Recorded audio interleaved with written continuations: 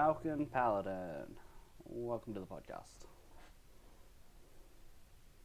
Thank you, Somicron. Just finishing up a peanut butter cookie. Ooh, peanut butter cookie. Very nice. Yeah.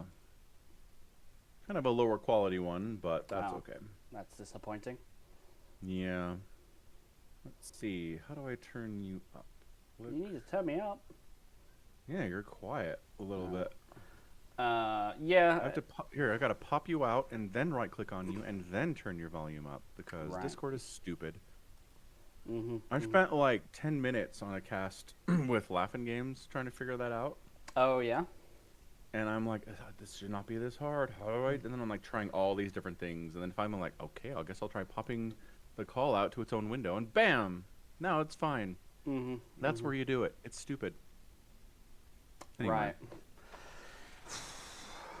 Yeah. I mean, how quiet am I? Because I just moved. People may recognize that I'm in a new location. There is a window behind me, as you can see. Yeah, yeah. Um. It's very nice. Lots of natural sunlight back there. Uh huh. Mhm, Mhm. Yep. There definitely mhm. isn't a shutter down on the other side of that window. Um. Huh. Or a road with probably lots of cars about to drive by, so that's cool. Um, but anyway, how Very quiet cool. am I? Because like I can turn my gain up on this end a little bit. No, There are I things I figured it can. out. I turned you up. But no, but like, I what am just I turned at? you up like 10. You were like at 40 or something, and now you're around 50. Wow. Okay. Mm-hmm. Okay. Fair enough. Moving sucks. Don't recommend. 0 out of 10. 0 out of 10. Yeah. As I told Somicron before the podcast started, I would rather spend a month in the hospital than move. Uh huh. And I do understand that long extended hospital stays are really, really, really terrible. But you know what? Better than moving, in my opinion. Moving It is the worst. it's gonna depend on like what you're in the hospital for, though, right? Nope. Really? Yeah. You think you would enjoy the hospital if you had to get like Mm. You just use the word enjoy. That's not what we're talking about here. okay, you think We're you would talking about it prefer would suck. I would prefer. it, a month in the hospital and not like Yeah. February, you have to go with like one of the long ones like December, but you have to get your prostate checked twice an hour? Yeah. Really? Uh huh. I'm not sure if that's a real thing, but yeah. No, it's not, but you know.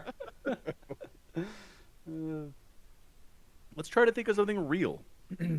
Um gunshot wound to like a leg and Okay. you can't walk. You can't get up to go to the bathroom. Yeah. You gotta like No. do bedpan. Like bedpan Yep. catheter stuff. Yep. Yep. Yep. Absolutely. 100%. Bedridden the whole time. Mm-hmm. Oh. You're in the hospital for a month with chikungunya and you can't stop coughing. Chicken gunya. Yeah. Uh huh. Uh huh. Yeah. Yeah. Something realistic that you might have. Yep. Mm-hmm. I don't think there are any cases of that in the United States, but yes, entirely possible. Have you been tested? No, because there are no cases in the United States. They don't No. test you for things that don't exist in your country. What? Unless they're like, by golly, gone through every other test, and I guess we'll check this one. Well, You could be the first person ever. they're only testing. They're not testing because there's no reported cases. You could have it, and not know. I know. But again, it's a pretty big deal to be the first reported case of a disease in your entire country. Right, but like this Right? wouldn't be the first time that someone who did a study with chikungunya got it from the thing. Got it from the vaccine. Yeah. That's not how vaccines work, Omicron. Your anti-vax theories do not belong on this platform. Look, I know a guy who said for sure that the chikungunya vaccine was actually giving it to people because you can't sell treatments to a disease that doesn't exist in America. Well, no, but it's like all over Africa and Asia, and there's a lot of customers over there. I think they're okay with it not being in America. But they don't have America's medical system, to bill those patients. They can bill you for a lot more than they can anyone else. That's well, yeah, that's true. Well, maybe. I mean, Yeah, there's a kernel of truth. bit, yes. Very little. So chikungunya was first identified in the United Republic of Tanzania in Ooh, 1952. that's interesting. Good It to know. was in Thailand in 67, India in the 70s. Mm. Hold on. It does say it's been identified in 110 countries in Asia, Africa, Europe, and the Americas. Hold your Oh, horses. that includes Hold your your Americas. horses. It could be my America. I'm holding. Where is chikungunya? Caribbean, Central, and South America. That was close. So it's not in Canada, and it's not in Mexico, and it's not in the United States. Mm. So yeah. So look, I'm not saying I don't. I could have chikungunya. I'm just Uh-huh. saying I'd be the first person in the history of the world to have chikungunya. Someone's got to be patient zero. Oh, it is in Mexico. That's close. And from what I hear, lots of people just walk across the border with no issues, and thousands Spread pouring diseases. in. Yep, Yep. that's what I Yeah. believe without any fact checking or How backing is statement. Australia good? We're an island. Yeah, but look at all those islands next to you that have it. Mm-hmm. Yeah. Yep. Crossing islands. Anyway, it's in China. Yeah. Look at how like weird sparsely it is in Africa. Like not in Libya, not in Mali, Sure. but it's definitely in like Chad and Sudan. Well, Niger has no data, so it's like we don't know. Yeah, but it says no data in the U.S. too. I think no data just means no recorded Well, cases. Ghana says evidence of transmission within the last 5 years, though, and it's also Yeah, grey. that's what they all say. Oh wait, Oh what? no, sorry, that's blue. It's just That's thin. blue. I was looking at Togo. Yeah. Yeah. No, it's basically blue means there's evidence of transmission within the last 5 years, and if you're not blue, then there's no data. Okay. Yeah. That's funny. They don't have like numbers of cases or anything. It's just like, it was here probably within the last 5 years. Huh. What a weird disease. Yeah. Read next. Chikungunya in the United States Ooh. has not been reported from the U.S. or territories since 2019. There you go. So it's been in the country. It's just rare. Let's see. So it doesn't kill people, which is nice. Just gives them a lifelong cough. Well, no, but see, look, it gives you a fever, severe joint pain, a headache, muscle pain, fatigue, and a rash. I don't have any of that stuff. It doesn't say anything about a cough. I think we need to debug this this interesting alternative fact right now. Falcon does not have chikungunya. Consider it debunked. I withdraw Yep. my claim that you have perpetual gunyerism. Right. It's something though. It's something. It's a lifelong of smoking, I guess. Yeah, that would make a lot more sense actually. Yeah. Yeah. They call you 2 packs a day paladin. So. Smoker's cough that I have. Yeah. Yep. Yeah. Well, I mean, you've been outside. Other people smoke secondhand. Could give it to you. I mean, that's not even being funny. Like, No, it's not. But I'm just saying I cannot remember the last time I smelled cigarette smoke. Like they have done such a good job being like, you can't smoke indoors, you can't smoke in businesses, you can't smoke in public places. If you're smoking, you can't be outside, you can't be near any of those places. Like it's been years. how do you know what your since- kids are puffing on vapes while they're at school and whatnot? Well, And they're bringing it back. I don't think it works like that. Sure does. It's all I secondhand think you have smoke. to be actively. No, I don't think so.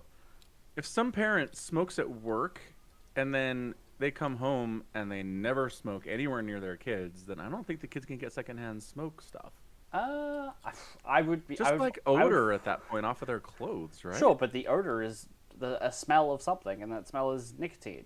That's Or tobacco, but yeah. tobacco. Yeah. I mean, I was Yeah. thinking of vapes. I don't yeah. know, but I don't. I'm not an expert on this, but I don't feel like you can get secondhand smoke symptoms because you're around someone who smells like smoke if they're not actively smoking in your presence. But you're smelling the smoke, and smelling is breathing. Yeah. So you're breathing in secondhand smoke smell. That's secondhand smoke. Yeah, which I is I like, would find proving that claim difficult, but I can see the rationale behind it being true. aha, aha. Uh huh. The internet says it is called third-hand smoke. Oh, okay. Is it also? Specifically, chemical and particles from secondhand smoke settle on clothing, skin, and hair, Mm-hmm. and then that transmits to people that you're nearby. Is it carcinogenic? Children who touch surfaces with third-hand smoke can absorb the chemicals through their skin and breathe them into their lungs. So, yes. Says secondhand smoke is a known human carcinogen, but it doesn't say anything about third-hand smoke. Probably a lot less research done on it because we know that secondhand is a big problem, so it kind of makes sense to stop there. So this Dr. John Ebert, MD, on the MayoClinic.org says Mm-hmm. it poses a potential health hazard to smokers, especially children. Mm-hmm. Just says risk. Health problems, included. Nope. See, then he switches to secondhand. He's talking about third-hand smoke, and then he goes, secondhand smoke causes many health problems like cancer, heart disease, and respiratory illness. Mm. But he doesn't. Is that like a typo? Does he mean to say third-hand smoke there, and he just typoed it? I couldn't tell you. Because the whole article he's talking about what third-hand smoke is, how it gets transmitted, who it's a risk to, and then his last paragraph is secondhand smoke causes cancer. It's like, dude, that's not the point of this article. Right. I think the takeaway is that third-hand smoke is still a form of second-hand smoke, right? Like you're still getting in those chemicals, but they're actually harder to get rid of because these are the kind of things that sit around in your skin. You know? Yes. Just currently, the hazards of third-hand smoke are not well documented as the hazards of second-hand smoke are. Mm-hmm. So yeah, so it's basically we're just starting to look into this now. When was the article you're reading from? Have a date on it? Ooh, 2018. Good grief. Yeah. We need to find a more recent article Yeah. here. Let's see. Third-hand smoke, American Lung Association. That's funny. It's set up like a PDF, but there's only one page. So it's like all the buttons for like next page are here and stuff, but it's just the one page. You guys are funny. Third-hand smoke. I found an article from Tobacco in Australia.org.au that is very interesting about how all of the stuff that can like stick around in smokers' homes and cars and hotel rooms and stuff like that. But not a lot of like actual and here's what it causes, because I assume it just causes all the same stuff smoking does. Yeah, but you think they would say that? Like, we have studies that prove it causes cancer in kids, right? Sure. If that was happening, they would say that. I think it might be hard to prove that claim specifically. Like, how do you actually smoke? Yeah, like how do you actually nail down that it was the kid slept in a house that a smoker had lived in 10 years ago, and they couldn't quite get the smell out of it, you know, and that gave him cancer. I don't know. Same way they figure out someone got cancer from being around secondhand smoke. Secondhand smoke is a little more active though, because it's like someone was smoking in a enclosed space. You breathed in the smoke. It's the same smoke. Yeah. As the first person. So any effects from the first person will also be present in the second person because they breathed in cigarette smoke. This is different. But this is probably breathing in, breathing dust. in tobacco and carcinogens and stuff. Mm-hmm. So these guys said that research have found that mice exposed to third-hand smoke had health problems with their lungs, liver, blood vessels, and reproductive systems. They had problems with wound healing. Oof. And behavior problems like hyperactivity. So they are now conducting studies on third-hand smoke and human health. This is from the California Department of Public Health. But they think everything causes cancer, so I don't know, man. This is in 2017, too. What the hell? Where's my current information about third-hand smoke? Yale Medicine, 2025. Oh, my gosh. Maybe. Here. So they're explaining what it is. Mm-hmm. Settles on clothing. Who's vulnerable? Yes, we know. How can you remove it from your home? Ah! None of this is like, and here's what it does to you.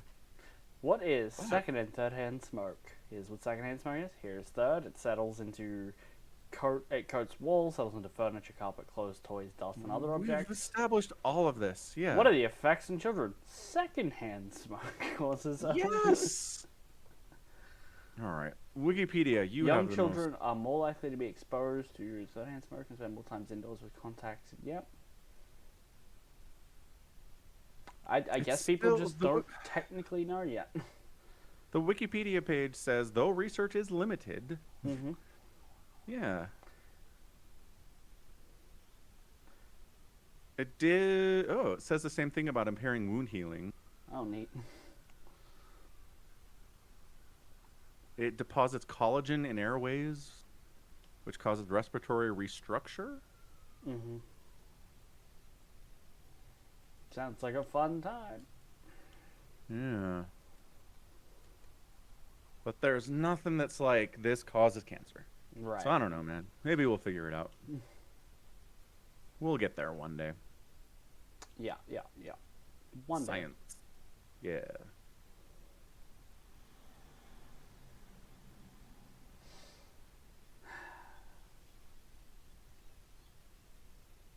So, if it's not smoking, no. Who knows why you have a cough? You're probably just getting old. Got something that sticks in your lozenge or something. No, your lozenge, your esophagus. That's right out Yeah. there. Yeah. Yep. Lozenge Right is what in you there. need. You should get a lozenge.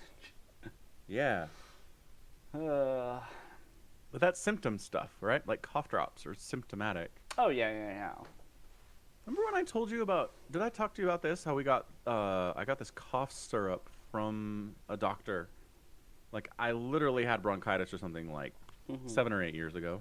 Okay. And so they give me this cough syrup, and I'm like, okay, so this probably just like, you know, smooths down the esophagus and like gets rid of irritants and makes it so you don't cough as much. Sure. And then I looked into it, and it literally goes into your brain and shuts down the part of your brain that was responsible for coughing. Okay. I was like, wait, what? You thought it was treating something physically, but instead it's turning off parts of your brain. Yes. Okay. I mean, I'm gonna say I didn't take that very much. I was like, you know what? I think I can handle the coughing. I don't need this stuff turning off parts of my brain. Thank you very much. I mean, would you refuse anesthesia because it does the same thing? Like, Yeah, I mean, I get what you're. Well, What exactly does anesthesia do? that's the fun bit. We don't really know. What? Yeah, I don't like this I conversation at all. I heard this like 10 years ago on a podcast, but I saw it recently on a Reddit thread, which is like, we don't really know how anesthesia works. Some forms of it just kind of turn off your ability to create short-term memories. So you still feel and experience everything. You just don't remember it. Yeah, but then you'd be like thrashing around on the table. That's Well, not how that works. Yeah, they just give you a paralytic as well. Nope, I'm out. Done. Out. I don't like this. Miracles of modern medicine.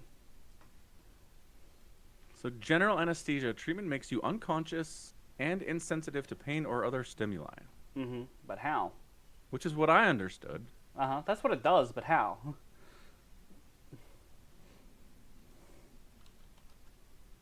This webpage does not want to explain that to me. Next. St. George's University. What are the different types? I know! Mm-hmm.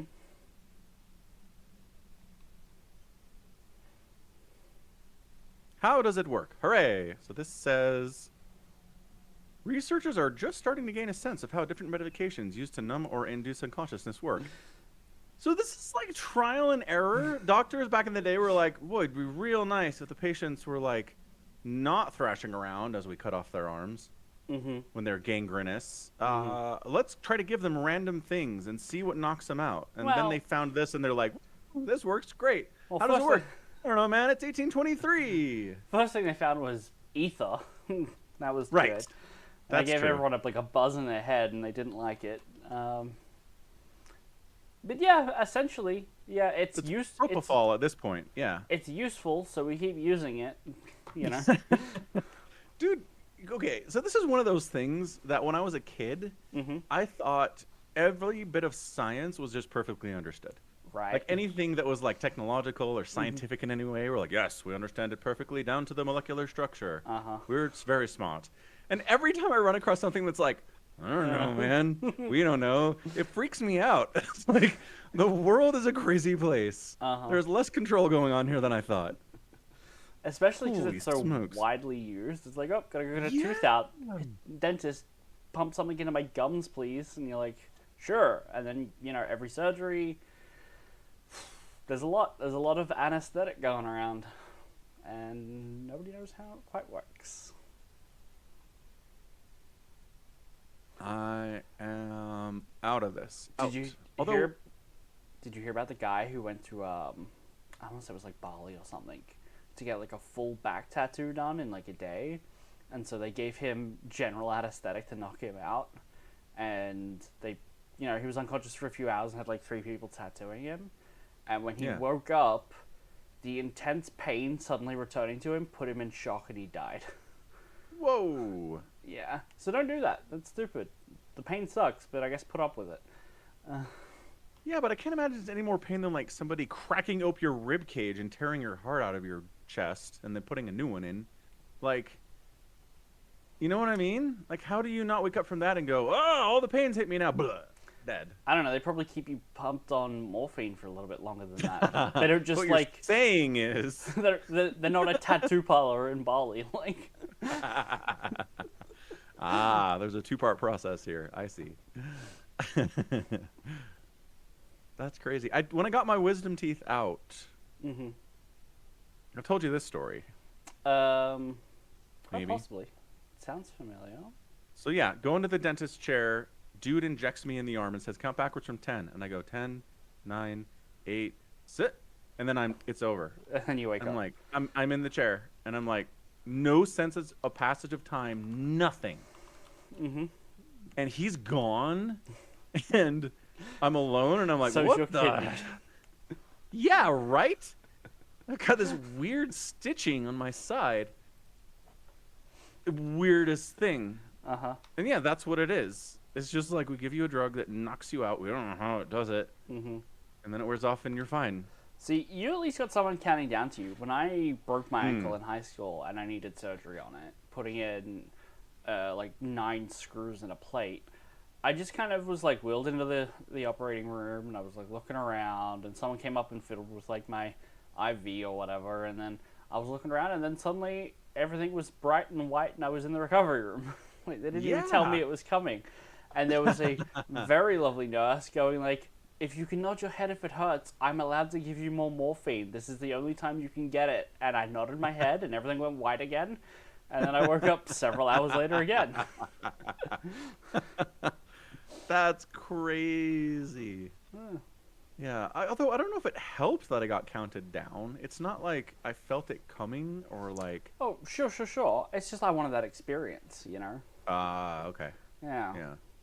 Because I did have another thing where my dad gave me a joke to tell them, which was like, will I still be able to play the piano? Or like, will I be able to play the piano after the surgery? And like, yeah, you should be. I'm like, good. I've always wanted to learn, but I can't be bothered. You know? You know? There it is. So I'd wake up. There's and that. It's Yeah. yeah, it's great. Yeah. It's good times. Yeah. stuff. So anyway, science. Hooray. Nice. Woo. There's way too much stuff. Okay, we're changing subjects. Mhm. I don't like this at all. I'm out. What do you want to talk about? Mm-hmm. Is StarCraft at EWC? I haven't checked the website this week. Let's see. Nope, I can't believe that countdown time is to nothing, and there's still 2 slots available. And then just the countdown time has ended, and they're just like, yeah, coming soon. It's been a whole week. Yeah. Oh well. Ah, well. Um. Doesn't seem likely at this point. Yeah. So nothing happened in StarCraft to talk about. Nope. Oh, funny story. So you know how Brood Wars premier tournament was ASL, the Afrika StarCraft League, for like years. And then when Afrika changed to Soup, they went to SSL for Soup StarCraft Live. So we had Soup StarCraft Live 1, and then we're all ready to go with Soup StarCraft Live 2, and a couple days ago they're like, actually we're going back to ASL branding. So it's ASL 19 now, and everyone's like, what? What?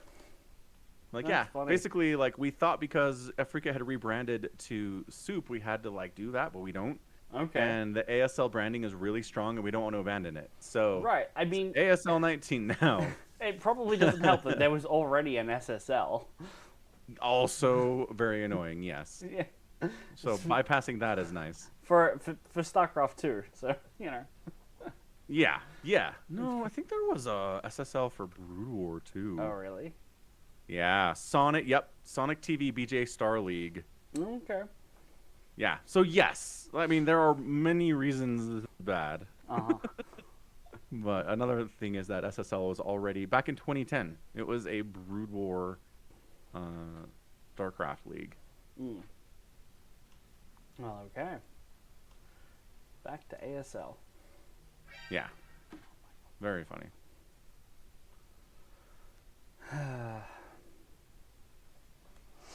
Pretty good. Really good racial balance. 36% of the time won by Zerg, 36 by Terran, 27 by Protoss. Like, not horrendous over 12 years. I think Protoss would take that now. That's for sure. Aww.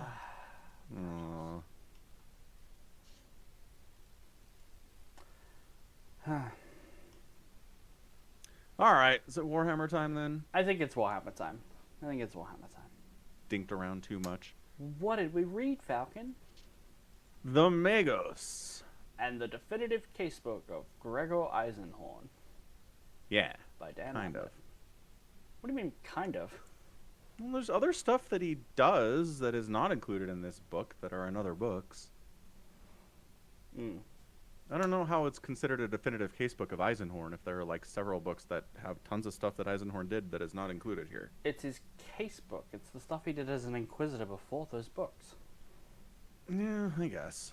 Yeah. It's like when he's not trying to like take down all of the evil in the galaxy. When he's doing small time stuff. Yeah. When he was an investigator for his master Hapshan, you know? Yeah. Right. He wasn't quite the big man on campus that he is now. Yeah. Anyway, yeah, thought it was good. Yeah. Definitely had to skip a couple things that were stories that were included in other stuff that I've already read and you've already read. But that wasn't too big a deal. Yeah. So, should we just go through these in order? Sure. First up was Pestilence. Written in like 2001? It'd have to be. I'm looking at the Lexiconum page for it, and it's like, doesn't have a written date, but it also says it was included in Deathwing 2001 edition, so that would make sense. Good call. Yeah. Yeah. Which is this at first launch. This has nothing to do with Gregor or any Inquisition. Right. It's some guy called Lemuel Sark who goes to a Medicaid hospice retreat in the middle of nowhere on this planet with lots of water. Yep. To find like a survivor of some plague and get some information about it. And his understanding is that basically soldiers with PTSD like basically send themselves there to kind of help them overcome trauma that they've seen in the war. So he shows up and they're like, yes, you're here. Wonderful. All are welcome here. Come on in, leave your stuff by the door. We'll get you taken care of. And he's like, what do you think is going on here? And then they explain, oh yeah, this is for like clinically insane people, like people Well, that are gone mentally, effectively. yes, but it's also people. Everyone in there came there by their own volition. Like they had to make their own way there. Right. They didn't like, oh, we found some Section 22 guys, and or Section 8, some Catch 22 guys. Let's go dump them in this facility. It's like these are people who are crazy, but in command enough to be like, I need to be checked in. You know. That's a good point. Yeah, so that is happening. So they just think he's one of them. And he's like, no, I'm looking for a specific person who's here. And like he didn't anticipate the guy to be in as bad a shape as he is. Like I think he anticipated him to like, you know, he's recovering from injury or something, and no, he's not doing very well at all. Yeah. So this guy, he ends up talking to him. It turns out that he was part of a fight against the warp. I mean, a chaos incursion somewhere. Yeah. I'm sure a city was named. I don't really remember, but Symbiote is where the retreat is.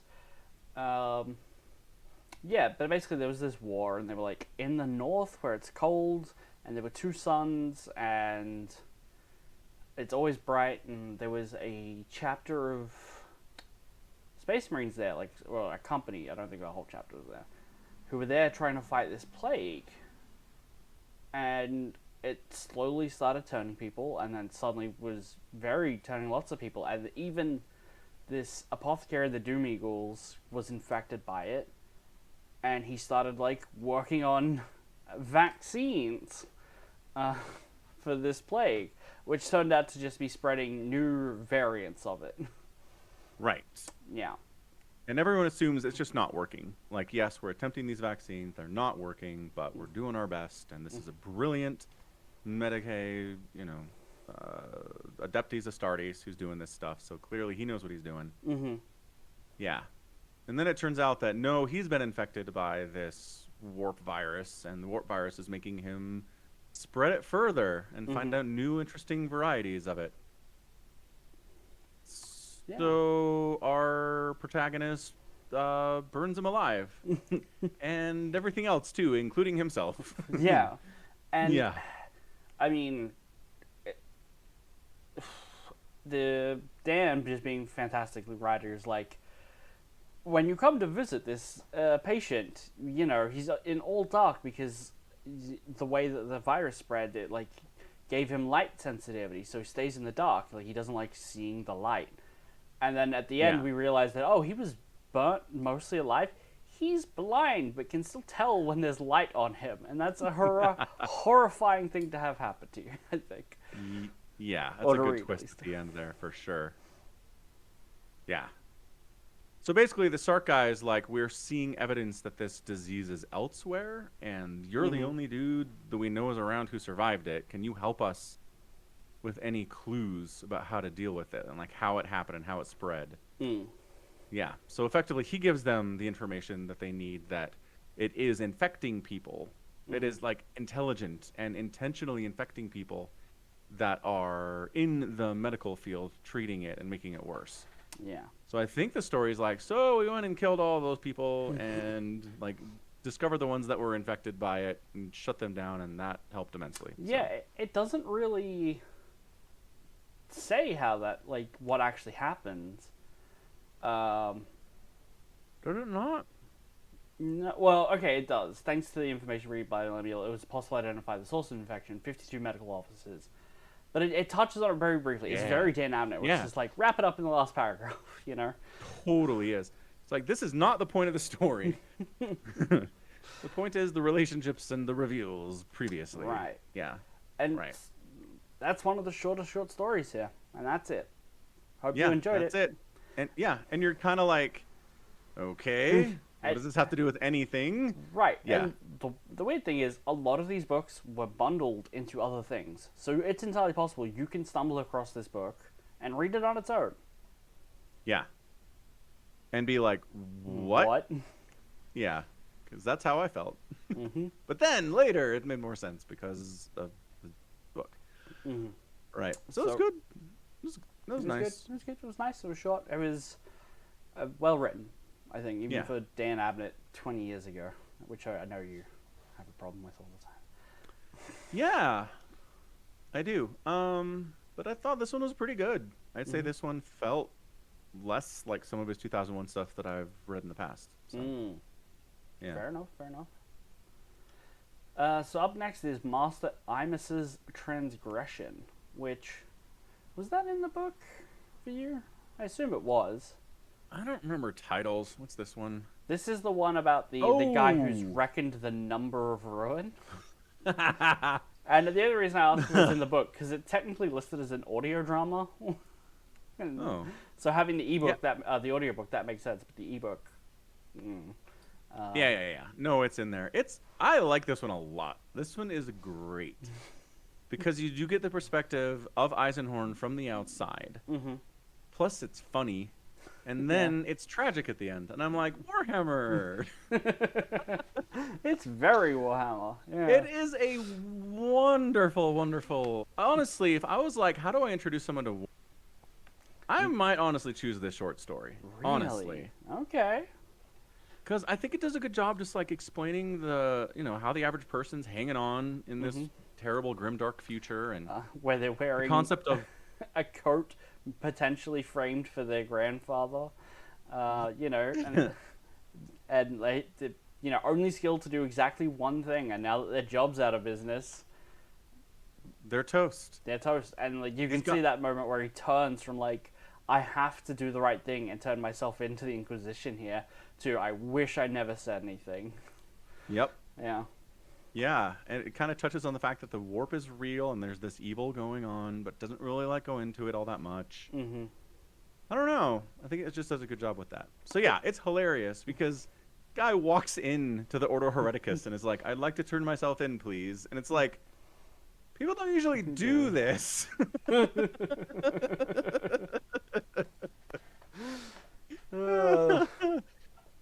He talks about how it's taken him 2 weeks to gain up the courage to turn himself in. It's very adorable. Yeah. Yeah, and despite it being pretty short, there's still like a decent mystery involved of whether or not, one, the number of ruin is a thing, and two, what he's doing with like prescribed text and yellows in his apartment and someone setting him up. And Yeah. we get it all very near the end of the mystery and the investigation, but it's fun. It's in there too. Yeah, no, totally. A little bit of a mystery, and then they wrap it up pretty quick because, again, it's Dan Abnett. But yeah, you were going. Titus Endor's in here, and we get a little bit of a Yeah. backup that he's kind of always been a bit of a hedonist. Like, let's wrap this up. Totally. I've got a date in 12. Yeah, we get Amos as well Right, Amos. from the Amos. perspective of someone who doesn't know him. Right. So he's just this weirdo that's like weirdly fascinated with everything that's going on in this dude's apartment, even if it's mundane. And you're like, what is this dude's deal? 16 steps from the door to the front of the hat. That kind of stuff. Yeah. So it's great. I mean, I like too that there's a bit of time in the story where it's like, is this guy like just wrong? Like he Right. thinks he's discovered something to do with evil in the warp, but like he's totally way off base here, and it's going to be very funny. Mm-hmm. He's just like a Yeah. bookkeeper who just can't balance his ledgers. Yeah, and like he just has an imagination on him. Mm-hmm.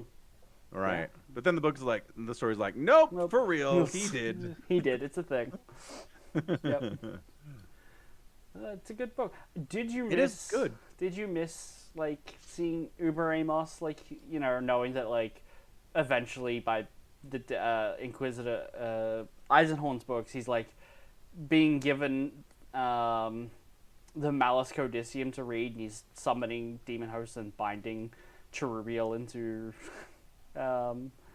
Like, did you get a little nostalgic and go, "Oh, Uber, I miss you. I miss those good old days." Like missing the old Uber. Yeah. I guess, but I mean, we read those books like a month ago, so it's Okay. not. I'm just saying, if it'd been a couple years, maybe. I don't know. Okay. Not really. Okay. Because again, he goes from like this to warp infested, posting a demon to dead in like 20 pages. True. Right, because again, Dan Abnett. Yeah, I suppose. I really like this end of the story too, because again, this is very 40K. Like the Order Hereticus is like, thank you for your service. Mm-hmm. You are cleared. Your boss is gonna get tortured to death, and we're closing the business down. Mm-hmm. And our guy's like, so that's my job, and I'm old, and I can't do anything else. I don't have any other skills. What should I do? And Eisenhorn's like, not my fucking problem. See ya. It's like, damn. You can see how very quickly people would get disillusioned with this. Yeah. As a setup, you know. Right. Ugh. Yeah. It was just perfectly a Warhammer. Like, not a care in the world is given to this man. Mm-hmm. Yeah. Yeah. It's good. It's good. Really good book. Highly recommend that one. Yeah, super fun. Up next is Regia Occulta, where Dan Abnett puts a young Gregor Eisenhorn, fresh Inquisitor, on... What does he describe it? It's like there's another older senior Inquisitor who's like taking a month off for sick leave, and so Gregor's like filling in on his circuit where it's like go around to these cities and these towns and these planets and just kind of like rubber stamp some local investigation stuff that you need to sign off that it's not auto business, basically. And while he's there, he gets stuck there because the planet gets wrecked by solar storms or something. Right. And, you know, he's like, it kind of looks like your background at the moment, where there's like lights in the sky and a crackling laughter that's ever present. Yeah, so which sounds warpy as hell. It does, yeah. But no one's like, oh no, the warp. Yeah, it's just like, oh, that's just a Friday. Upsetting. Well, it's off-putting and it's upsetting to people, even the people that live there, and this happens every so often. True. They also talk about how there are different severity levels of it. Like sometimes the crackle shows up and it's like, okay.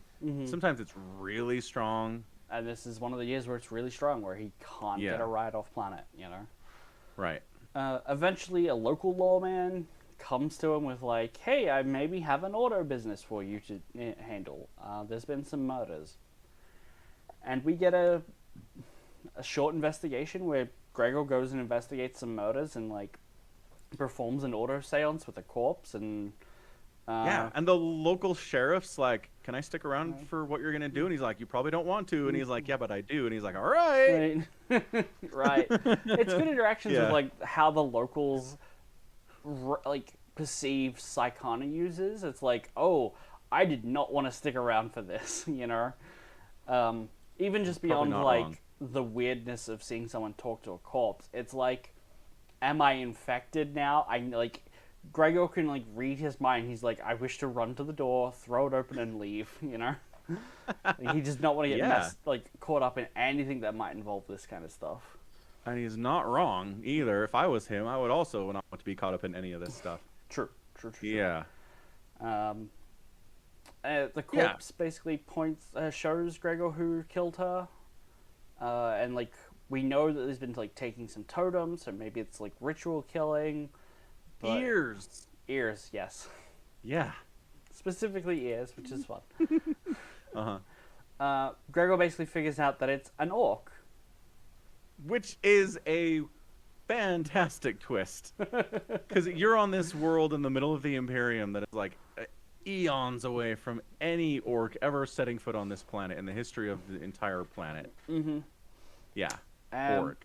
Yeah, so we basically Gregor is like, oh, let's raise the bridge, because apparently there are these new fancy bridges that allow people to walk across this big old river, where before they used to have to take like taxis, boat taxis. Yeah, I like how a drawbridge is incredibly new technology for these people. Is that like STC tech, Omicron? Yeah, so there's a story of like the last people who found an STC printout, which is like fancy new tech from the lost age of technology, and the Administratum gave them like these 3 guardsmen worlds each. They made them planetary governors of these worlds because they found new STC techs. What was it? Slightly sharpened knives. Okay, so it could be drawbridge is STC tech. That's great. Yeah. So but he figures out that like the killings only happen if the drawbridge is up, right? Yeah. Like they've put that together. You're right. Right. Because they're all in like the commercial district, and there's no one really living around there. So the only reason people would be in there is if they were already in there when the drawbridge was up. Right. And basically, the way it kind of worked in my mind was the drawbridge went up, and you've got the crackle going on. And I don't know if did Gregor say it had anything to do with the crackle, because I feel like in my mind it is. Yeah, I think so. But at the end of the book, they like never use the bridge again, and I'm like, but only when the crackles are there. They don't really make that specification. Like never use it again. Yeah, they don't make that specification, but I still feel like if I was the Ordo Hereticus, I'd be like, just don't ever use it again. Yeah, like if you have a specific condition where it can be used in 10 or 15 years, that's going to be forgotten. Yeah, that's true. That's true. Yeah. Yeah.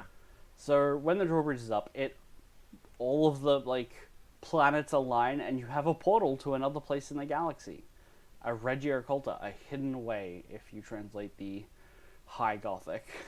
Right. And wherever it's leading to has orcs, and they were just coming through, killing someone, and heading home, I guess. Yeah, like just random hunters hunting orcs out there looking for game, and all of a sudden this doorway appears in the air in front of them, and they're like, I'm down, let's go. And then they end up on this world with humans, and they're like, well, these are easy to kill. This is great. Yeah. Yep. And then they kill an orc, and it takes a hajillion bullets to do it, because orcs are tough. Orcs are tough. Yeah. And there's a great little bit where at the end where this local lawman keeps the orc's cleaver up on like his wall and enjoys telling visitors that the blood on it is his. Like from when the orc nearly killed him, which... Yep. From the orc hacked him right in the chest with it. Yeah. Yeah. So that's fun. Again, short story, good little investigation. Nothing to complain about, I think. No. Good stuff. Yeah. What's after that, Falcon? I don't know. I don't remember orders of things. I just remember the stories. Okay. This one is Missing in Action. Okay. I don't remember titles either, so... I want to say this is the one where this is the spoiler, is the local guard regiment that demustered or mustered out of the after a war are living in this hive city, and they like keep seeing patterns of the chaos is in their city and killing people for decades and decades and decades. Yeah. That's a sad one. It is sad, because it's basically like, what happens if you don't take care of your vets? The 40K edition. Totally. Yeah. I mean, and just the concept that, like, they didn't turn into, like, base murderers. Like, they're not out there killing people for pleasure or because the warp is telling them to. They're doing it because they think they're doing the right thing. Right. They think they're finding evidence of warp and corruption in their own city, and they're dealing with it. Like, that's tough. Yeah. Yeah. Ugh. It's I don't know. I kind of don't want to talk about it because it's just so sad. It's like they're putting bodies in the walls, and like they're going back decades. Yeah, they're finding bodies that have been there forever, and they're like, "Ooh, this is not great."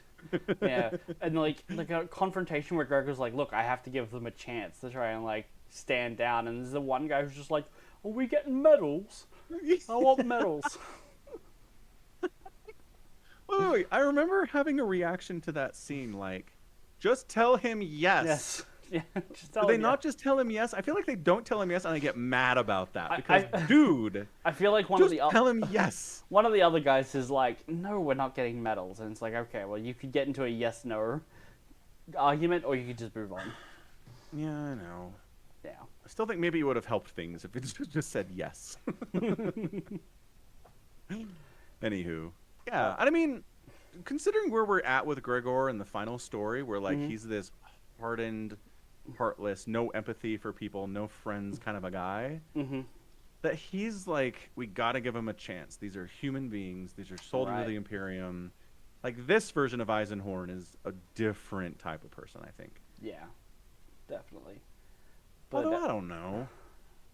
He does also kill them without compunction the moment he has to. He does. He does. But, like, I mean, not to get too far ahead, but the version of Eisenhorn at the end of the book is very much like, the ends justify the means. Right. That if killing a million innocence helps us destroy the great evil, then I'm immediately making the decision to do that. Right, right. But I don't know if that's happening here in this story. Like, there's no great evil that he's trying to shut down by dealing with these people. So I think in that case, I think maybe if you put end of story Eisenhorn in the same shoes as earlier Eisenhorn, I think he probably does the same thing. He probably gives him a chance. Because it doesn't affect the greater picture, right? Yeah, I suppose maybe. I think if you We don't know, but I think if you put the end of this book, Gregor, in this story, he goes, "This is way below my scope," and just leaves. I think he does not. Yes. Yeah. Okay. So he's like, execute these idiots. Right. I have better things to do. Yeah, because this is also a Gregor that's like, they could have not one, but two of my retinue locked up in the basement, Trusha. I'm not coming to help you because I'd rather go do this other thing. You know? Yeah. Mm-hmm. And, like, these are essentially people who are useful to him, even as tools, and he's just like, no, leave them. I think he goes, oh, they think they're killing chaos cultists? Cool, leave them there. Let them. Yeah. Yeah. Yeah. You know, Okay. a stopped cron is right twice per cycle or whatever.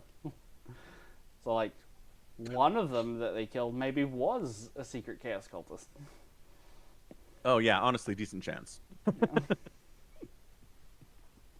decent chance. All right, cool. So, yeah, there's that one. Next is Backcloth for a Crown Additional. Yeah, of course. That one. I mean, you often say Dan Abnett has bad titles for his books. How can you say that's a bad true. title?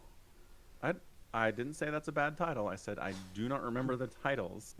That one's fine.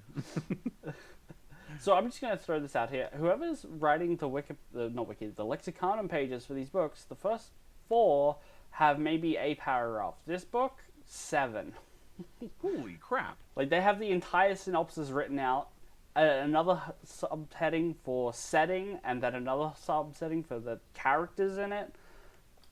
Do that for all of them, please. Like, someone really liked this book and wrote a ton for it. But, you know. Concur. All right, what's this one? This is the one where a good friend, Lord Foiga, of Gregor dies. Okay. Got it. And Gregor goes to investigate simply because he was his friend. Right. And we get a little bit of Elizabeth Beck when she's back in books, Falcon. Doesn't that make you feel happy? I mean, I guess. She's pretty cool. I mean, we stopped having books with her a lot longer than we did. Well, no, actually about the same time as Amor. That's true. I think technically a little earlier in that book. But, yeah. So, yeah, he's, like, doing some investigating stuff. He's using Barbaricida as, like, a divining rod for, like, someone who looks for water, you know? Right. To sense for chaos presence. A dowsing rod, that's it. Yeah. Yeah, again, mostly just, like, low-level investigation that turns up a corruption lead. Like, there just happens to be some real chaos shit going on. Yeah, it's fine. It's very much like this poor dude got mixed up with some warp stuff by accident, kind of ignored some stuff that he shouldn't have. Now bad stuff is happening. It's not really his fault, and the Order of Heroicus has to clear it up. So, yeah, bad times. Yeah. But also, does he die? Does, like, the photographer die? Yes, he dies. He does. Okay. I think he ends up in one of his own paintings. Or Classic. photos. Yeah. I mean, again, if there was, like, a... if Henry Cavill's TV show or movie turned out to be a TV show and, like, they did this as, like, one episode, I think it'd be really good. It's a short little enclosed story. It has a spooky twist where, like, it's a magic painting and people are getting stuck in it, you know? No. I think it would be fine. I think it would be good. Maybe as an animated piece. I think it'd be great. Maybe. But as part of a TV show, I'd be like, this episode is underwhelming. That's Right. what I would say. Yeah. Maybe. I don't think so. Question of taste. Okay, so backcloth for a Crown Additional. Not a whole lot to it, but I mean, it's in the book, so read it. Next one up is The Strange Demise of Titus Endor. Ooh, yeah. We talked about this one. 3 sentences written for the summary of this book. It's not even Wow. for the summary of the book, it's the cover description. Wow. Nothing. Nothing for this one. That's exciting. Yeah. Yeah, I liked it. We talked about it just because it is Titus running around on a planet convinced he is solving crimes and warp problems. Yeah. But the way it's written, you're like, Something's going on here. something's going on here. Yeah. Yeah. It's very Alzheimer's in space.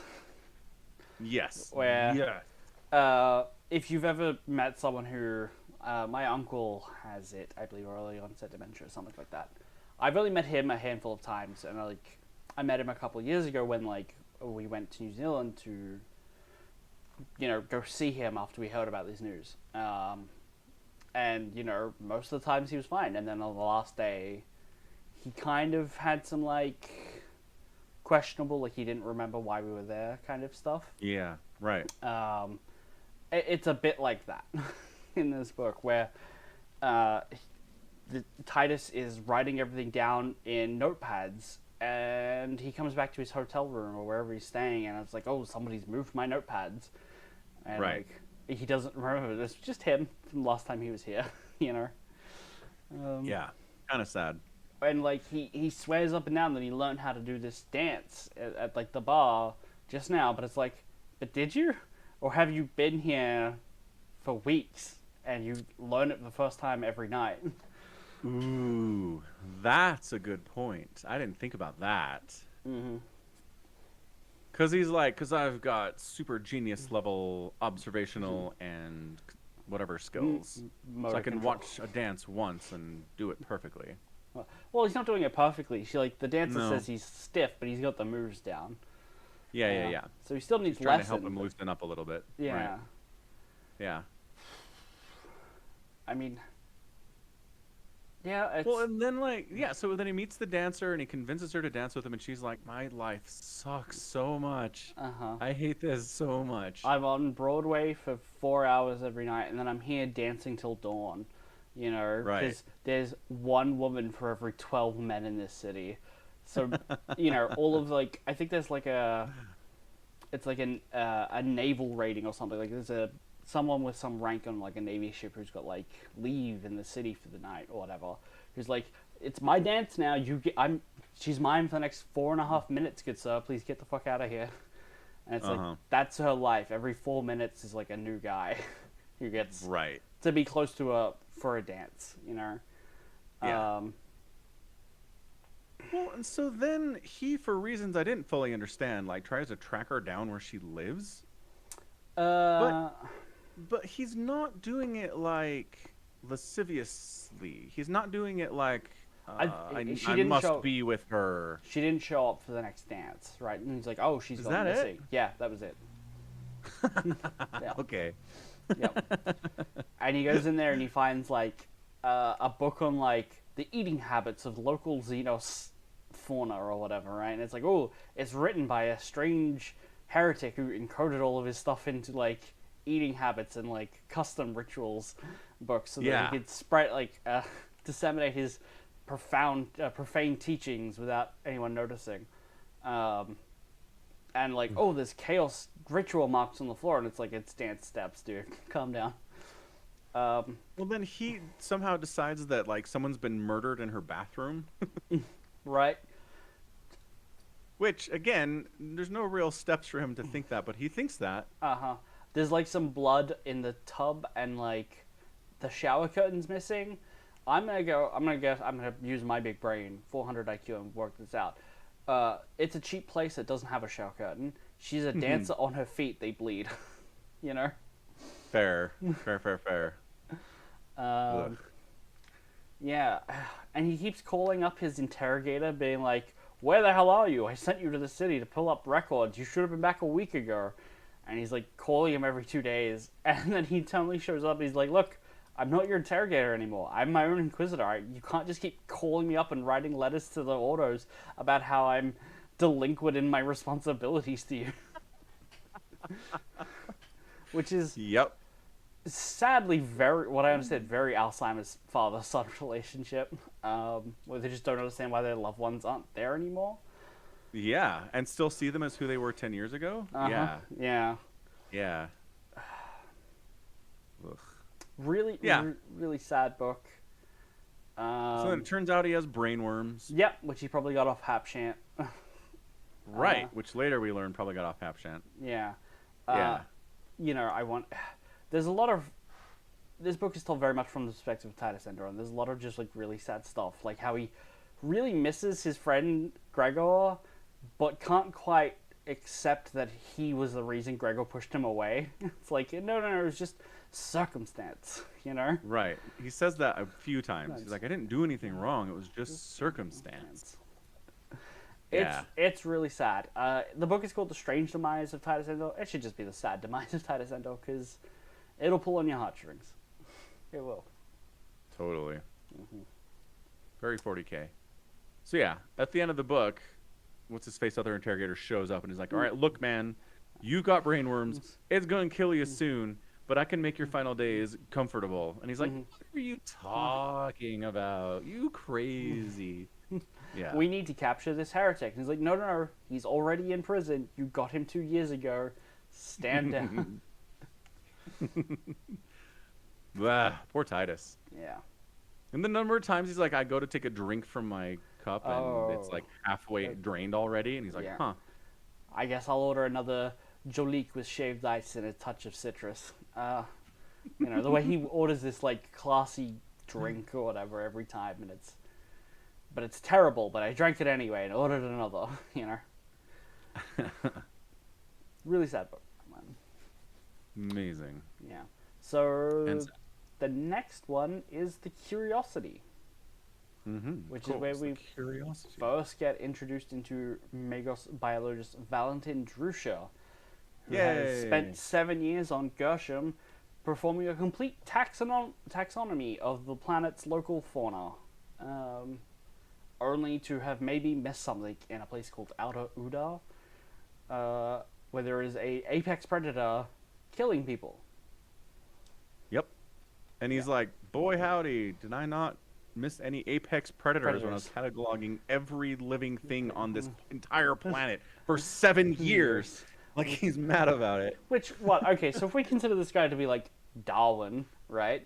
Doing it in 7 years, an entire planet, that's impressive. He had some resources. Yeah. He must have, yes, 100%. And like, he's at this point where he's like at the start of this book where it's like, the funding's dried up. I've had to take a coach across land instead of a flyer. It's taking me weeks to get out here. Setting up his money problems in future short stories. But 100%. Basically, he goes out to this tiny little town, the farming community by the sounds of it, and there's something out there killing people. And they think he's a hunter come to kill it, and he's like, no, I'm a Magos biologist. I'm here to study it and figure out what it is for the taxonomy. Right. We're introduced to Jermaine Max, who is an albite. She's like a cop at this point. Yep. Really, really straightforward, I guess. It turns out to be a Hormagaunt, which is a Tyrannid. I was going to say, Yep. Someone let loose a freaking Tyrannid on this planet. You know, potentially the bishop, who was like, let's release a Tyrannid here because it'll give something people to rally to under the Emperor's banner, you know? Right. Yeah. Which, that is thinking people have sometimes. It's pretty realistic. Yeah. It's a 40K thing. Like, let's slaughter our flock so that people know that there's a wolf there and they have to be led by a shepherd. So the remaining ones are better at being religious. Yeah. Yeah, I mean, apart from setting up Drusha and Jermaine, very straightforward. It's a curiosity at the edge of known human territories on this planet. Drusha, you know, ends up getting stuck there for several more years as a witness to this case when the autos get Right. called in. Mm-hmm. That's kind of all we know at this point. Right. It's yeah, that's it. I'm trying to think, is there like any other twist Nope. here? No, it's just someone that Lucy Tyranid. It was probably the preacher guy. Yeah. That's about it. Yeah. I mean, Drusha is like a really well-rounded character, and we get a little bit of that here. So not to say this book doesn't have anything going for it.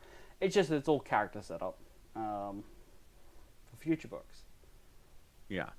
Yeah. So after that is Playing Patience, which we've already read, Yes. I did not read it again. and Thorn Wishes Talon, which we've already read. So I'm not reading it again. We are not.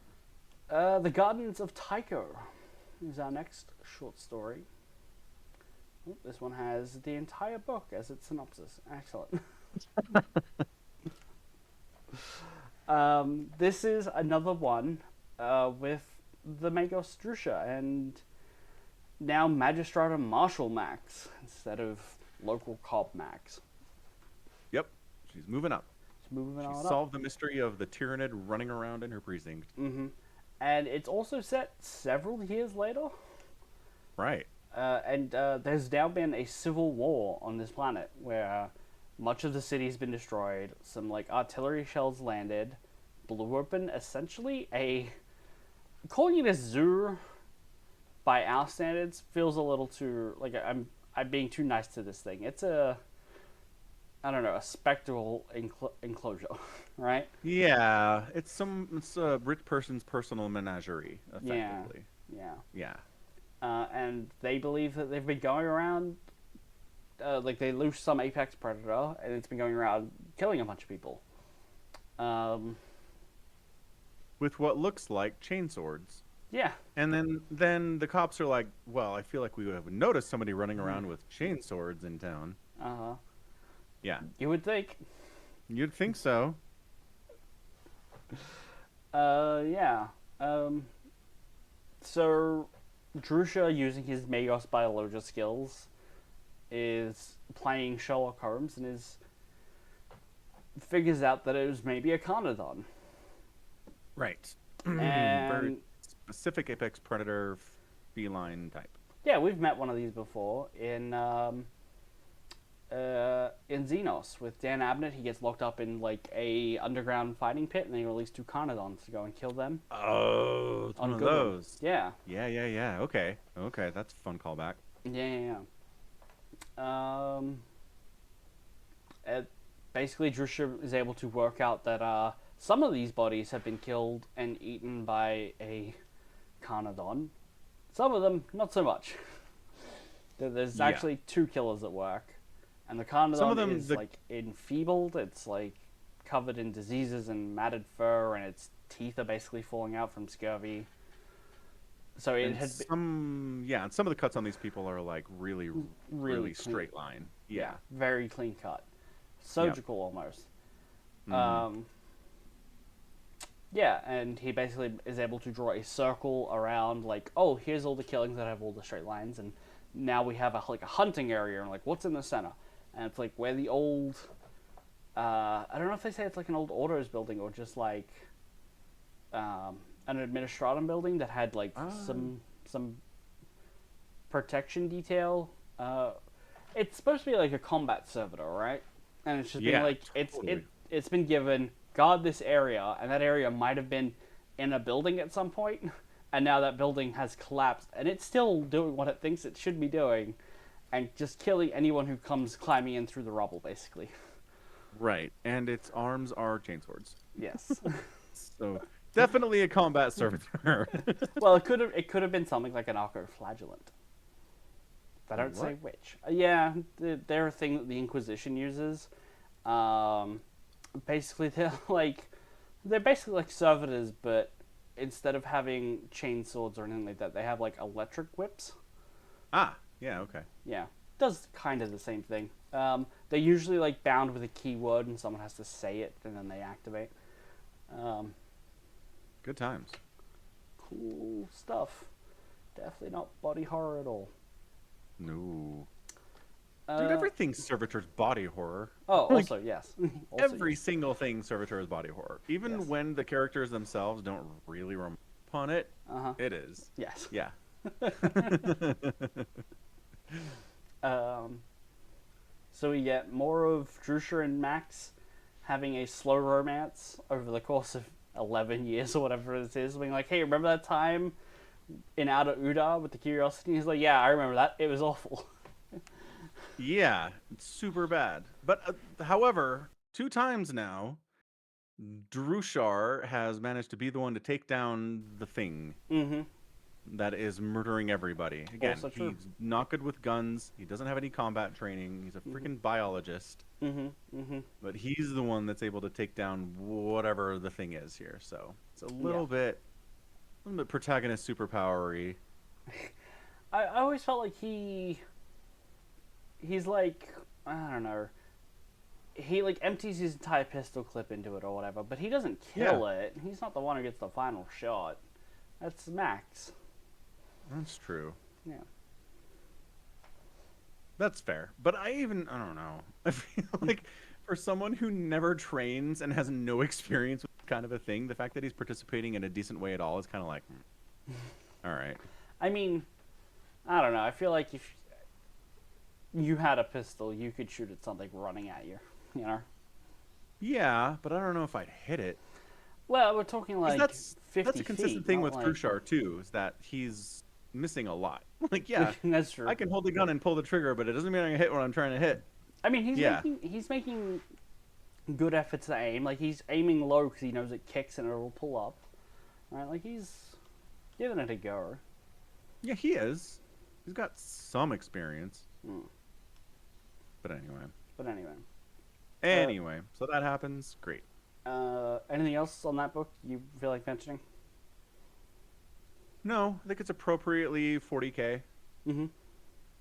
Like, it's our own machinations that have been murdering our people. Right. Yep. Yeah. So after that is one of my favorites, the Keeler image. Did you like Yeah. the Keeler image? Because you know who Keeler is. I sure do. Spent a lot of time with Keeler. Mm-hmm. Mm-hmm. Lots and lots of time with Keeler. Mm-hmm. Mm-hmm. So this is an example of something where they had a character named Keeler, they generally knew what she was about. And then in 30K they're like, "All right, let's flesh her out like crazy. Let's give her a bigger backstory. Let's have her do things. Let's give her arcs and stuff." Let me. Cuz this is before 30K, right? Well, this was written before 30K? This was written in Yeah. 2011. This was not written before 30K. Okay, Yeah. never mind. So Yeah, this is not an example of this. No, this is we have Dan Abnett wrote Keeler in 30K and was like, hey, let's do something fun with my other characters, and Yeah. you know, some other stuff with her. So basically, not Dan Abnett. I keep thinking of Dan Abnett as Eisenhorn, but that's not accurate. Ooh. Ooh. What does that say? Um, That's interesting. How do you see Dan Abnett song? because his name's on the cover, Mm-hmm. and there's, you know, given that everything Eisenhorn is also listed by his name, it's like Dan Abnett is Eisenhorn in the Keeler image. That's it. That's definitely it. Yeah.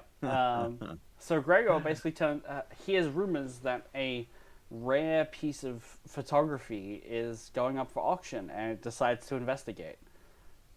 This book is set after the end of the Ravenel books because Harlan Nail is sticking around Right. with him, and we know he like ditches Ravenel at the end of that. So he's back working with Gregor, and Gregor is also super old and got his surgical plates and stuff holding him together, and his augmetics. Yep.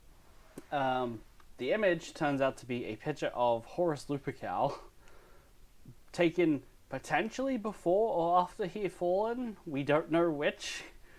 The bottom line is that he is beautiful and looking great. Well, here's the thing. We know which. I think it was definitely before. I think the point is they can't tell which.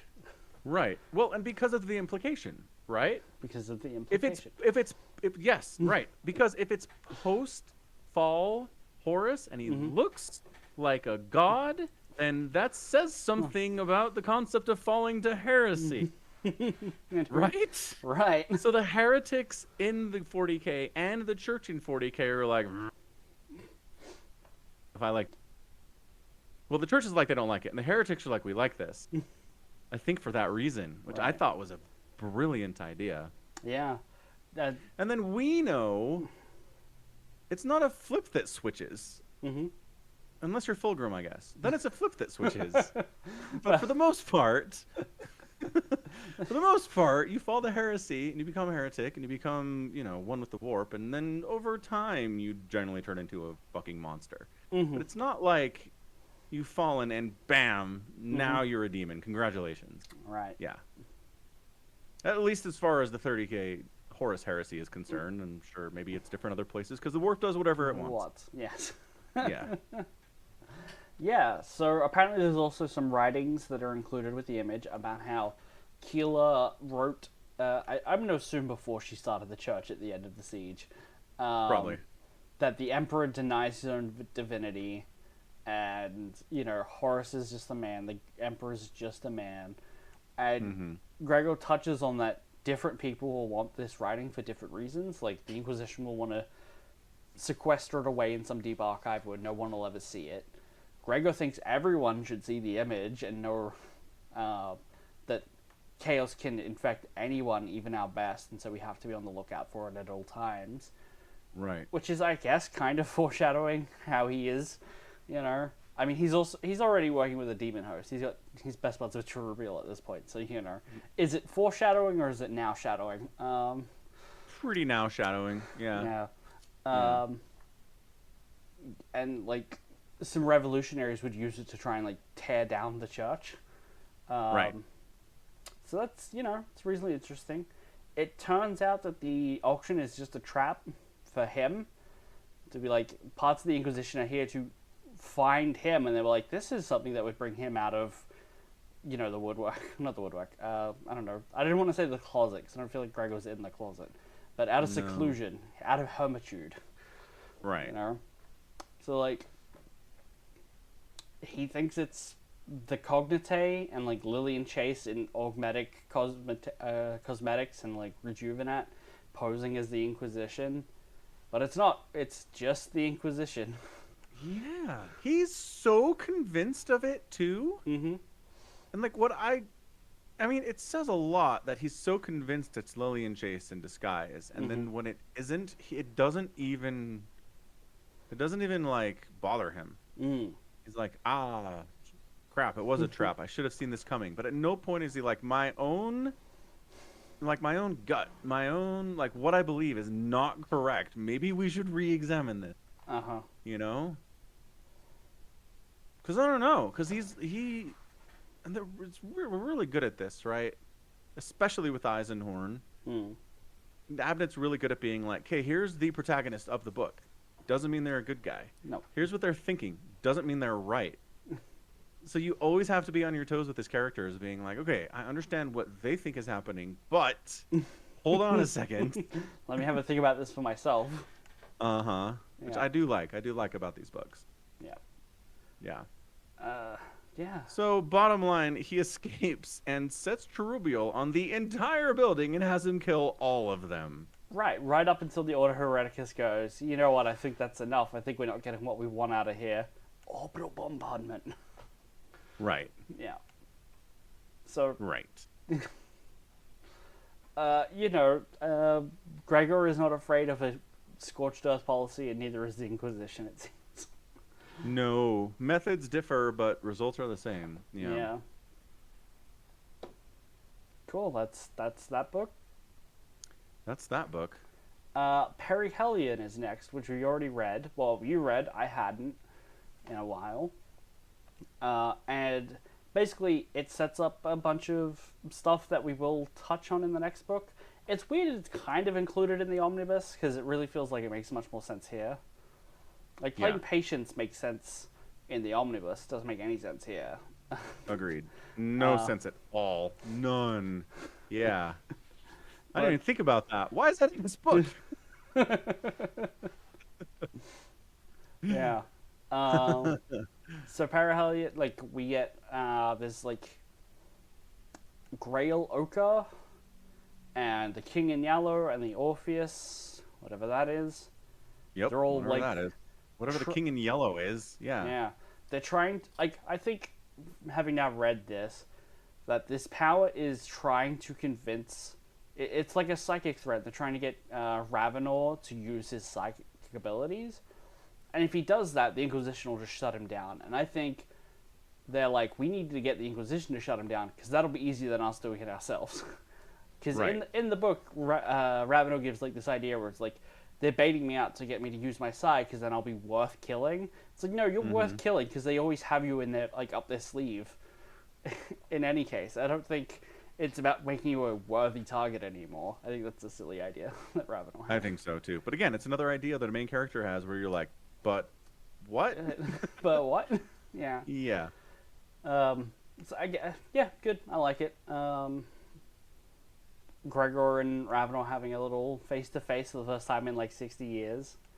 It's nice. We find out that Ravenor won't use his psi powers and is like stuck doing desk duties because he won't hunt down Gregor, Yeah. his old master. He was given that option. Hmm. Hmm. So that's that. Yep. And lastly is just the Magos, And then we get to the big book. the big book. Yeah. Yep, the Magos. So this book starts with Drushar living in a shack on the side of the highway. Uh huh. Yep. Here's my thing. Mm-hmm. This man was an eminently trained, skilled, and experienced Magos Uh huh. for the Imperium. Sure. They- I don't know what your Someone- point is with that. Somebody funded a trip for Uh-huh. him to come here and catalog every species on the planet for Uh-huh. 7 years. Uh huh. Yeah, the governor. And then they were like, Yep. Yeah, the we governor don't of this need place. you anymore. Well, yeah, well, that's the Yeah. thing. The governor of Gershom was like, come here and complete a full taxonomy of all the fauna. Yeah. And then he gets stuck there, his money runs out, he can't leave, and then there's a civil war. He's probably no longer friends with the governor anymore. Okay, that's fine, but like, there's not a freaking job board you can post to. Again, there is no internet in 40K, which I find concerning. But like, you can't, you know what I mean? You can't be like, hey, you need someone to catalog some fauna on your planet? Hire me. I have tons of experience and I'm really good at it. The answer is, like, I feel like he knows that there are other jobs out there that he could be taking. He just can't get to them. All of these other jobs won't pay to pick him up.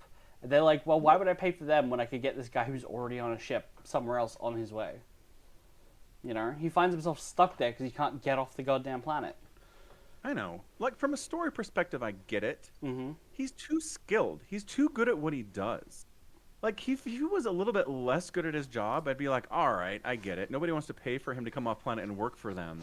Well, But he's really smart. right, he's really smart, and we smart. know that because we've spent 2 Yeah. books with him at this point. Yep.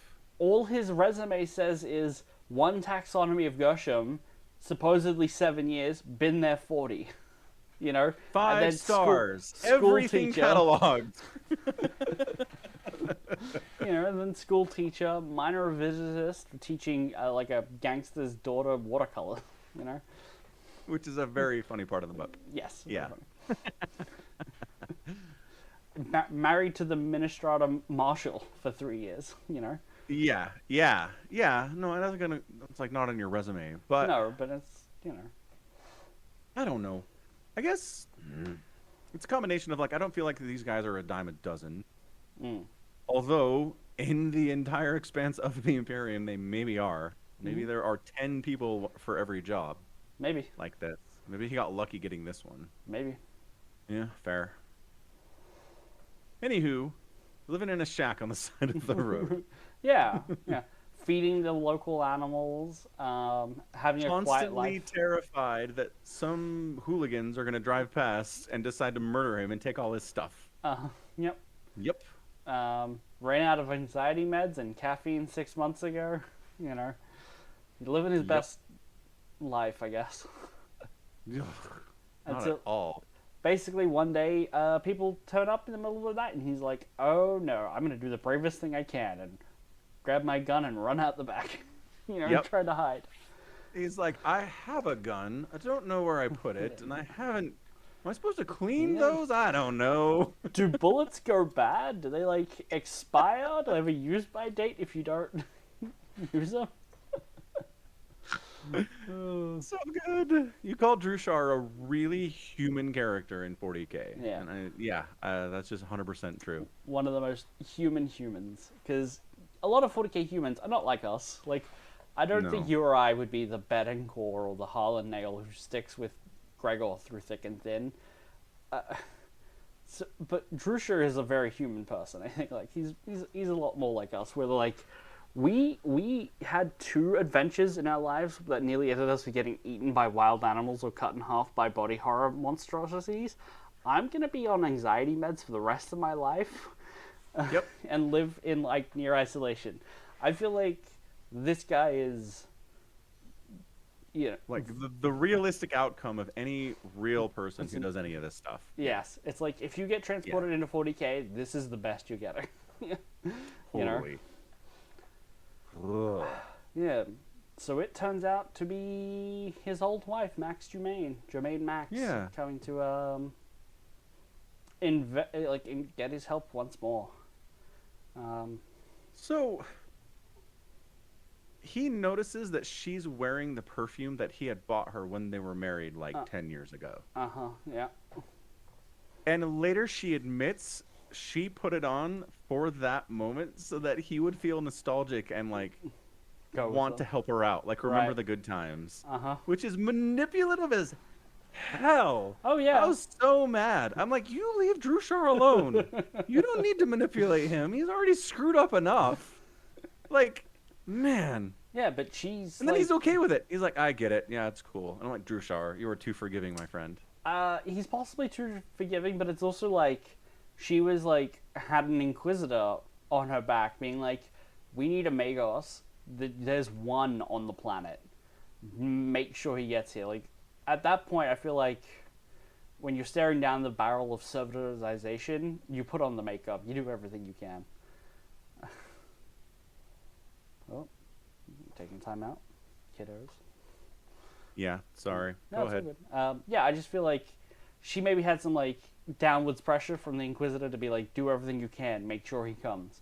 Otherwise, I'll go there and I'll make sure he comes. And she's like, if I have to be manipulative by wearing this old perfume, I mean, it speaks to her heart that she even still has it, you know?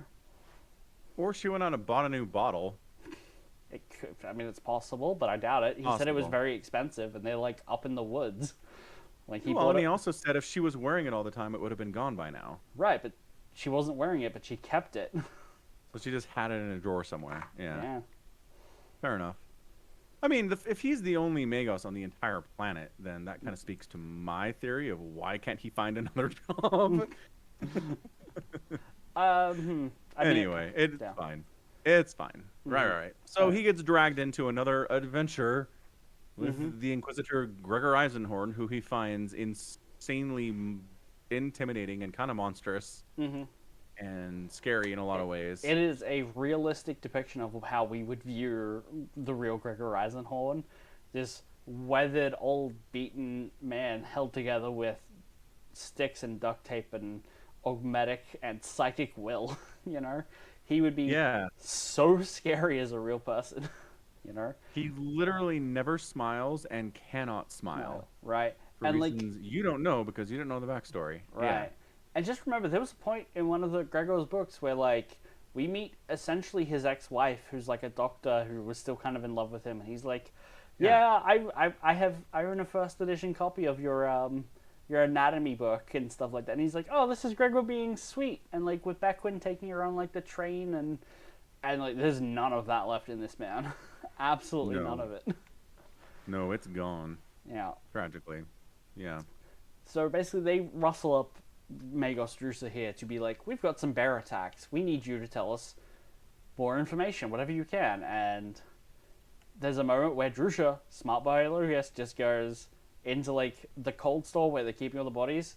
There's like 30 body bags, and he's like, I can tell you that this was not bear attacks. Like you haven't even looked at it, and he's like, yes, but I can tell even from here this is not bear attacks. Yeah, too many bodies for this amount of time for a bear to have done this, or 2 or 3 bears to have done this. Yeah, Right. Yeah, they just literally couldn't eat this many people. Right. So I'm trying to like, what's the next step in the book? It's like Drusha steps out to like go explore and like wind down for the evening or the morning, the next morning, and it's like, oh hey there, fellow naturist, let me talk to you about the birds. Yeah, here drawing at this pond. What a wonderful fellow you seem. We seem to share a lot of similar interests. This is great. Yeah. He gets dragged back because he's not allowed to leave the compound without permission. Only to realize he was probably talking to a ghost. The whole time. Not only a ghost of anyone, but the guy who used to live where they're staying, who killed himself in the room Drusha's sleeping in. Right. Yeah. So that's it's not a like traditional ghost, because it's like you shook his hand. Right. It's an apparition. Still just means ghost. It's like a poltergeist. Still just means ghost. It's a corporeal being, right? Like it has a physical presence. It's not just a spirit. Yeah. We get some great dialogue between the Magos and Gregor, where he's like, I have like dedicated my life's work to understanding the natural order, and you're telling me ghosts are real? Like undercuts everything he knows in like a sentence. Right. Like, let me recalibrate here. Hold on 1 second. Yep. We're running a bit long. Falcon's probably got to put the kids to bed. So they're getting a bit restless. They need their dad to come tell them a bedtime story. And they're like, did we put the trash out, Dad? And he's like, yeah, you should go put the trash out, boys. That's exactly correct. Yeah. Yep. Yeah. Anywho's. Here, let me. Right. So he just gets his entire world upended. But they get some vital information about like this guy's neighbor and some clues about to where something is. And they're gonna go and try and find it and investigate it, because it's at this old ruin, another fort, perhaps down by the pass, wherever that is. They spend some time looking for it. And then they go and get attacked by a zombie. Yeah. Then all of a sudden, one of the bodies in the wine cellar they've been keeping the bodies in animates. And, like, starts very, very George Romero slow zombie walking at them. Not fast zombies. They're slow zombies. Right. But if you shoot them, it doesn't work, and they can like melt doors, which is really bad. And then Nail takes one down with a headshot with magic bullets. Special Enuncia bullet that Eisenhorn made for him, which we have those now, I guess. Yep. So we have those, I guess. Drusha and Max share a little moment where Drusha, like maybe propelled by professional curiosity, was not terrified out of his wits like he would every other time at this skeleton. Managed to even take the shotgun off Max here and shoot the zombie several times, trying to stop it. And they get a little moments where it's like, you did good, buddy. You saved me. Hug. And you saved me. Also, how? Every other time you've been in a situation like this, you've fallen apart immediately. What is going on here? Also how. Yeah. Anywho, I mean, I don't know. I don't know if we need to get through all the steps, but eventually they figure out that there is a giant heretical warp machine in a phased out portion of the woods. So they find essentially a Regia Occulta that is activated through Enuncia, which Yeah. takes him to a heretic engine, something called an immaterial loom. Is that what it's called? Immaterial loom. Yep. Yeah, where they're weaving something out of the immaterium. Again, we had to skip over things because we're running low on time. We do. Instead of like a typical demon host is you take a demon and you stick it in a physical form in the warp, in the real world, that's usually a person. Now they're putting a human soul but wrapping it in the like Immaterium? in raw warp stuff, and they're making, what do they call them, new demons, like good demons or something. Gregor has like, I think I'd argue with your definition. I think using the word good here seems weird. Yeah. But they're being made by someone called the King in Yellow. Gregor does some really scary shit in front of Drusha where he's like, I'm going to put so much psychic pressure on this woman's head that her eyes will pop and her nose will bleed, but she won't be able to lie, and that'll be neat. You know? Yep. Very scary. Good job, Eisenhorn. You're scary. Yeah. Eventually we find that everything in this place is being run by another Magos, who is like the grandson of Lemuel Sark from the book Pestilence. Yeah. Holy smokes, a connection. It connects. They had somehow managed to distill a stable-ish strain of the virus, which... The torment. Yeah. If you get it, it might just kill you. Or it'll just open up your soul to the reality of the warp and maybe who you are, and if you are already a heretic, Greg. Or both. Or both, yeah. Because they're like, everybody we give this to dies. It's pretty terrible, and it lasts a long time, but it kills them. Mm-hmm. But I'm thinking maybe it does open everybody up to the reality, like the bare truth of who they are, and then it kills them. I think everybody probably gets that trip. Probably. So Gregor gets like a reunion with everyone he's ever known. And is it just a hallucinogen, or did the warp really conjure their spirits and like have a conversation? Because one, there are people who are still alive hanging out there. Yes. And two, we do get new information out of a long-lost Elizabeth Beckwin. Yeah. She's dead. Like, we do, but we don't have any independent confirmation that what she's talking about is real. True. Like, she says stuff, but... Gregor Ravenor's there, and it's pre-scary black chair Ravenor. Yeah. And Gregor does interrogate this, being like, no, that's just the torment messing with me, trying to break me. It won't work. Yeah. Well, and plus the spirits are kind of flippant. Mm. Like, there's a couple times they make a couple little jabs that characters wouldn't say. Well, maybe, I mean, it's Harlan Nail, who is like a kind of, I don't know, in a fully relaxed environment, he might be the kind of guy to joke around over a drink. Because that's what they're saying. They're like, oh, grab a bottle, Gregor, before they run out, ha ha ha. Because Titus Endor is here, and he likes to drink. Yeah, I guess. Anywho, to me it feels like the warp's just making stuff up. Possible. Whichever one it is, you can't know just from the writing, I guess, and that's a problem with the warp, and it's still well written, I feel like. I feel like coming out with two different perspectives on that is just kind of like you have to go, well, I guess okay. Right. It's the warp. I've said this before. If you want to use the warp in your 40k story, you have the widest range of things you can do with it. Mm-hmm. There are certain rules you can't break, but there's like 4 of them. The rest of it, you want it to like give him a vision of all of his friends alive and dead and talking to him and telling him stuff, and we're switching locations. Like the warp can do all of this stuff easy. Like, there's nothing that they've done with the warp that says it can't do any of these things. Even if it's never done this before. Like, that's the magic of the warp as a literary device. Mm-hmm. Yeah. So Gregor eventually finally accepts it. Master Imus shows up as well and is like, you don't remember me at all, do you? You've always been this person. Like, you used mind tricks to make me feel like, look like you were on fire. Now you really are, but you don't remember me. Except that you've always kind of been a heretic, Gregor. Deep in your heart, the truth is, you're a heretic. Right. And I think there's some solid evidence in this bit for it. From day one, yeah. Yeah, especially because he's a psycho. So psychos and heretic are kind of real easy. Right. That's very true. Yeah.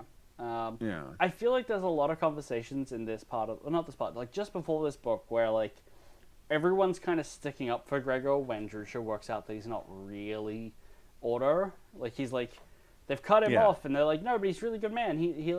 He knows what's what. And it's like, this entire conversation goes down a lot easier because Cherubiel's not here, right? Sure does. Yeah, but even Cherubiel gets a conversation in the warp with him where it's like, look, you're gonna accept that you're a demon, you're a heretic, and I'm gonna be your best friend. I'm not gonna. You're gonna have a really easy time controlling me from now on.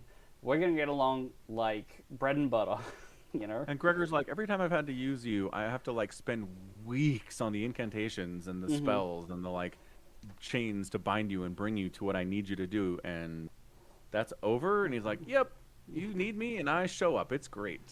Yeah. I like, even prefer chipper. it this way now. Yeah.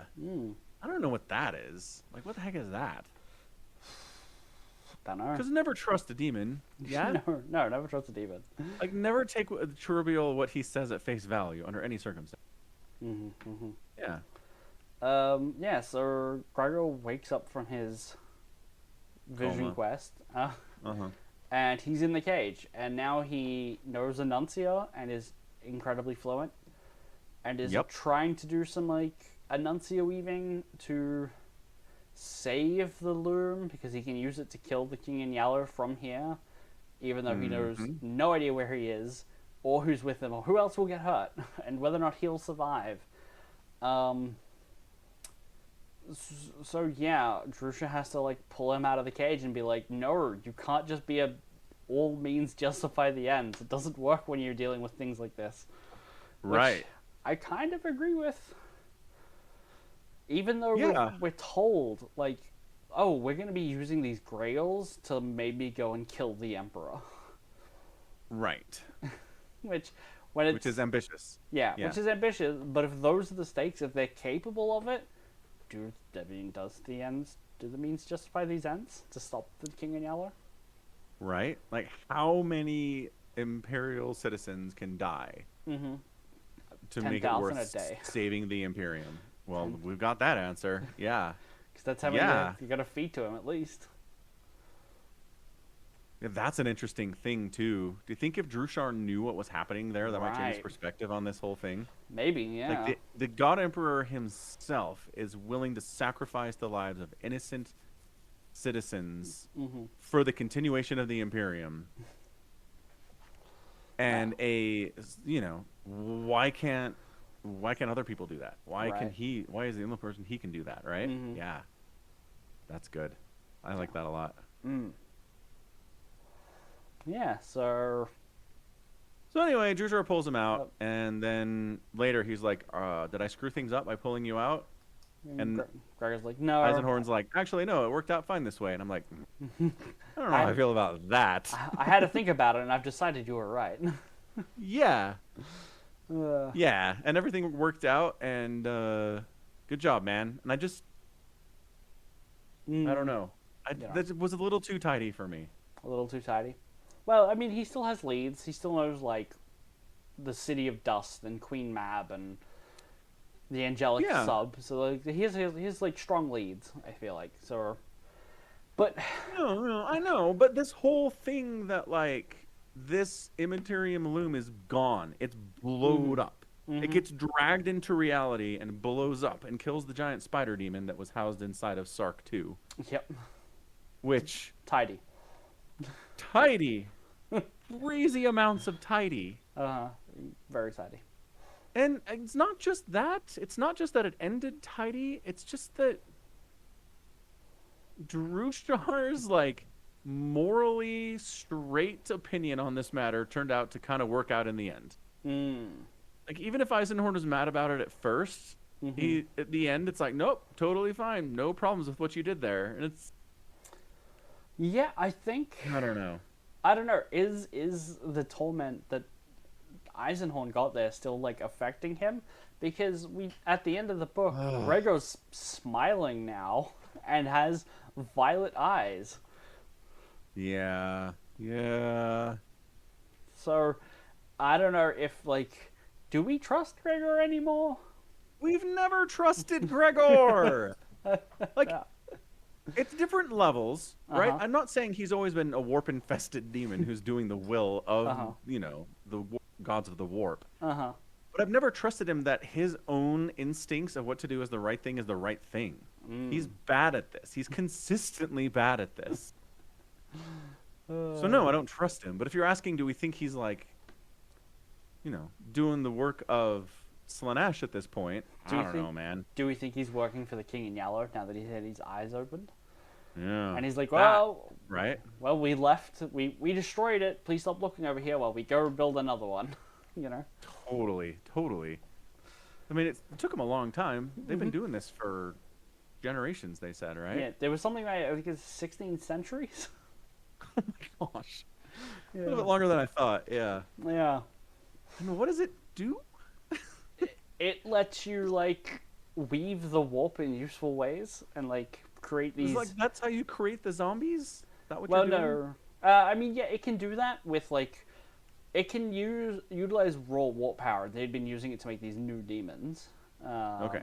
Yeah. But you can do a whole bunch of stuff with it, like raid zombies and stuff. Okay. Yeah. So, but specifically, it's for creating the, like, new form of incredibly powerful... Yeah, like the Grail Ochre, the psychic presence that was, Yeah. like, jumping between people's minds in Perihelion. Oh, is that what that was? Yeah, that's what they... Because Gregor has a conversation with it, and he's, like, putting this, like, psychic pressure, and he's, like, feeding out, like, bits of its mind, and it's like, oh, you're called Grail Ochre, or the King in Yellow, is that you, or is that someone else?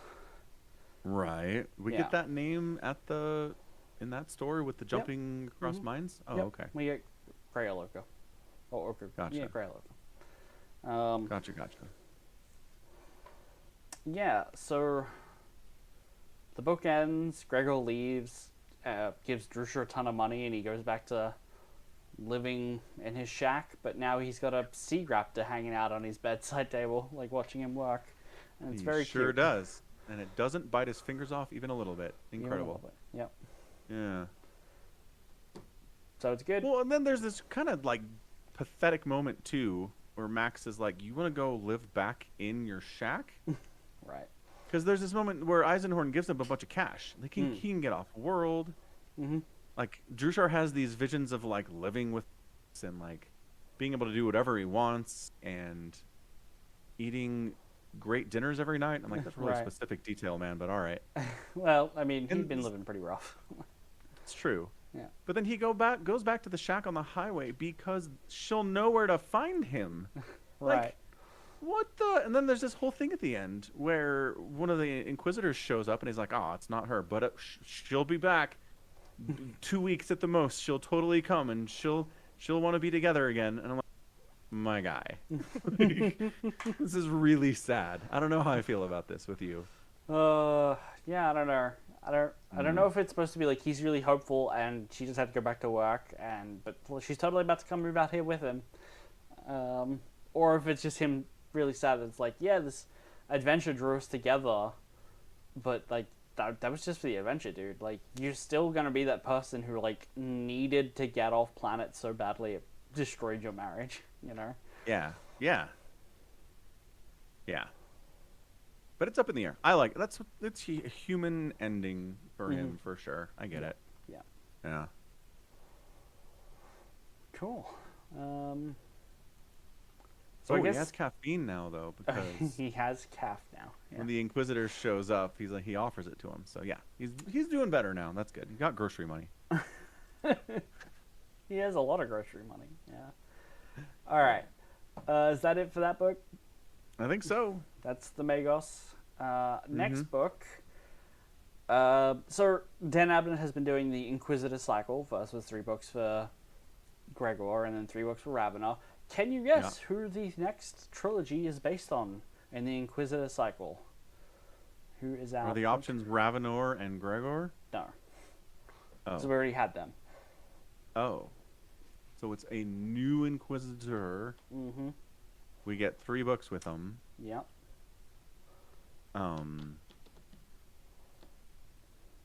Nope.